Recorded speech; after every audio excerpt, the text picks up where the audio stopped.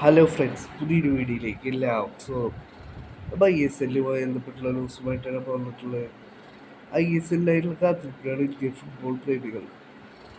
ISL എന്ന് നടക്കുമെന്നുള്ളതിനെ സംബന്ധിച്ച് ഇതുവരെ ഇന്ത്യൻ ഫുട്ബോൾ പ്രേമികൾക്ക് ഒരു വ്യക്തതയും വന്നിട്ടില്ല. കഴിഞ്ഞ ദിവസങ്ങളിൽ ആശിഷ് നെഗിയുടെ റിപ്പോർട്ട് പുറത്തു വന്നിരുന്നു. ISLായിട്ട് 4 കമ്പനികൾ പ്രീബിഡ് കോൺഫറൻസിൽ പങ്കെടുത്തിരുന്നു. ഒരുപാട് കാര്യങ്ങളിൽ AFFനോട് അവർ സംശയങ്ങൾ ചോദിച്ചു എന്നുള്ളത്.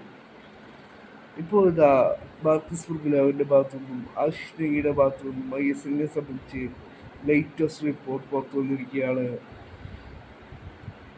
മാർക്കസ് ഫുർഗുലാവ് റിപ്പോർട്ട് ചെയ്യുന്നു, നിലവിൽ നവംബർ 5-നാണ് ബിഡ് സമർപ്പിക്കേണ്ടത്.